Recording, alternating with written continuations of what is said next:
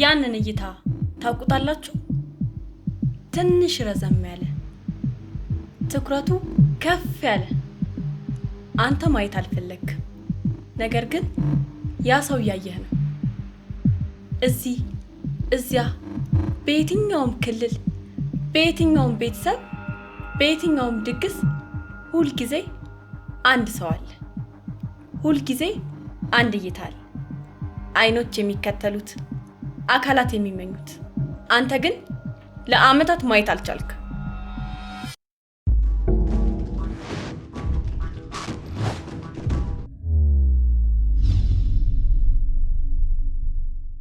እንኳን ወደዚህ ቪዲዮ በደህና መጣችሁ።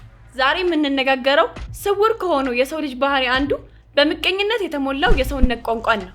ፍቅረኛህን የሚመኝ ሰው አፉ ሊዋሽ ይችላል፣ ፊቱ ሊዋሽ ይችላል። ነገር ግን ሰውነቱ ፈጽሞ መዋሸት አይችልም። ምክንያቱም ሰውነታችን ከአእምሮ መደበቅ አይቻልም። ዛሬ ባለን ቆይታ ፍቅረኛህን የሚመኝ ሰው የሚያሳያቸው 12 የሰውነት ቋንቋ ምልክቶችን እናያለን። እነዚህም በኤፍቢአይ ወኪሎችና በዓለም የስነ ልቦና ጥናት ተመራማሪዎች እውቅና ያገኙ ናቸው። እያንዳንዱ ምልክት ልክ እንደ መስታወት ነው።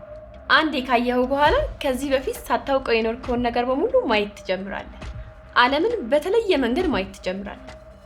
ነገር ግን ወደ ቀጣዩ ከማለፋችን በፊት አንድ ጥያቄ ልጠይቅህ።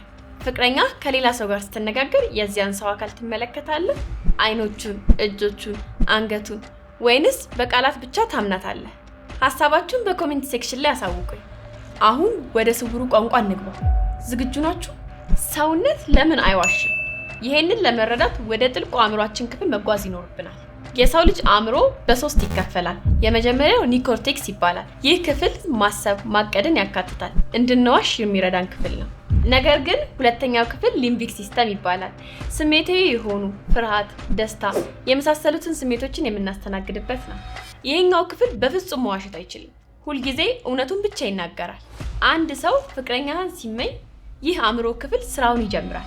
ከማሰብ በፊት ይህ ክፍል ወደ አእምሮ ይሄን እፈልጋለሁ የሚል መልእክት ይልካል።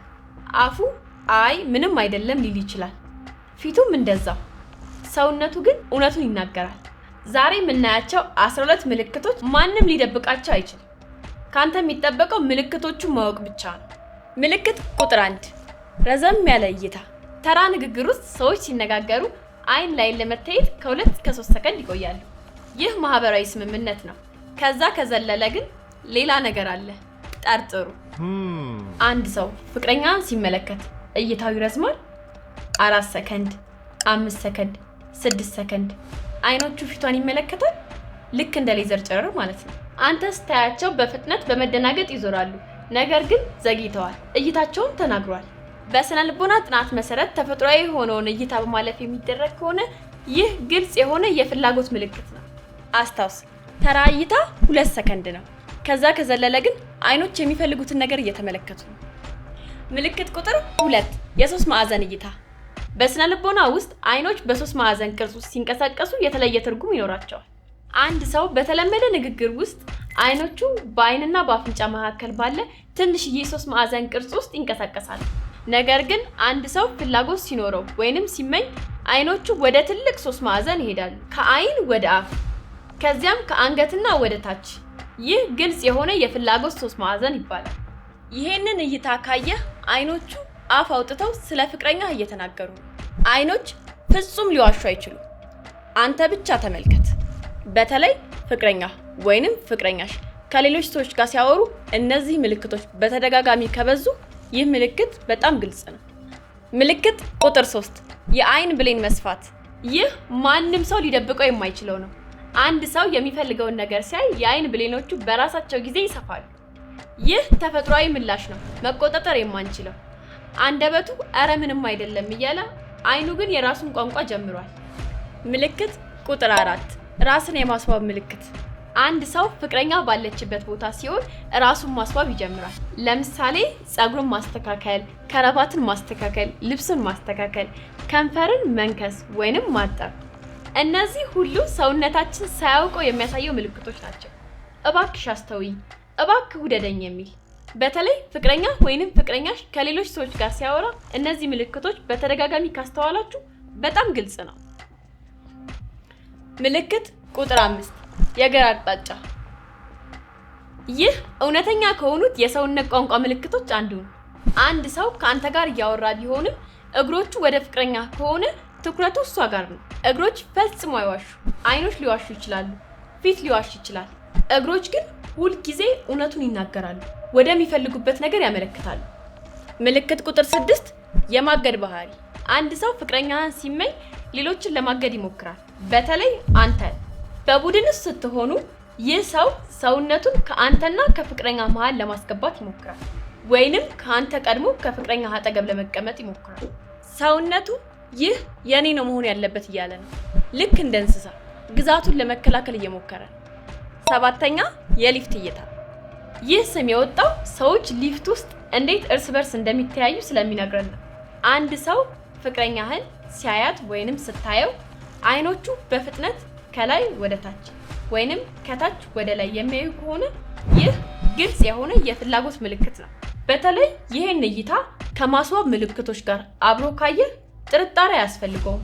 እሱ ወይንም እሷ እየመረመሩ ወይንም እየገመገሙ ነው፣ አሊያም እየተመኙ ነው ማለት ነው። 8ኛ ፍቅረኛህን መኮረጅ። ሰዎች የሚወዷቸውን ወይንም የሚፈልጓቸውን ሰዎች በተለያየ መንገድ ይኮርጃሉ። ፍቅረኛ እጇን ካጣመረች ይህ ሰው ከጥቂት ሰከንዶች በኋላ እጁን ያጣምራል። ፍቅረኛ ከሳቀች ይህ ሰው ከጥቂት ሰከንዶች በኋላ ያንኑ አይነት ሳቅ ይስቃል። ይህ በማያውቀው መንገድ ግንኙነት ለመፍጠር እየሞከረ ነው። አእምሮ እኔ ካንተ ጋር ነኝ፣ እኔ እንዳንተ ነኝ እያለው ነው። በጣም ኃይለኛ ምልክት ነው። ምልክት ቁጥር 9 ራስን መንካት። አንድ ሰው በሚፈልገው ሰው አጠገብ ሲሆን ወይንም ሲመለከት ሰውነቱን መንካት ይጀምራል። ለምሳሌ ክንዱን፣ ደረቱን፣ አንገቱን ወይንም ከንፈሩን። ይህ ማለት ሐሳቡ በሚፈልገው ሰው ላይ ነው። እናም ሰውነቱ ይንካኝ የሚል መልእክት እየላከ ነው። ፍቅረኛውን መንካት ይፈልጋል እና ራሱን በመንካት ያንን ፍላጎቱን ለማርካት እየሞከረ ነው። 10ኛ የግል ቦታ መውረር። እያንዳንዳችን የራሳችን የምንለው የግል ቦታ አለ። ይህ ቦታ ለቅርብ ሰዎች ብቻ ነው። ይህ ሰው ከሚፈቀደው በላይ ወደ ፍቅረኛ ለመቅረብ ቢሞክር ይህ ግልጽ የሆነ የፍላጎት ምልክት ነው። እሱ ወደ እሷ በግልጽ መቅረብ ይፈልጋል ማለት ነው። ፍቅረኛ ወደ ኋላ ብትመለስ ወይንም ፊቷን ብታዞርና ይህ ሰው እንደገና ለመቅረብ ቢሞክር ይሄ ነገር ጥንቃቄ ይፈልጋል። የግል መብትን አለማክበር፣ ድንበርን ማለፍ ነው።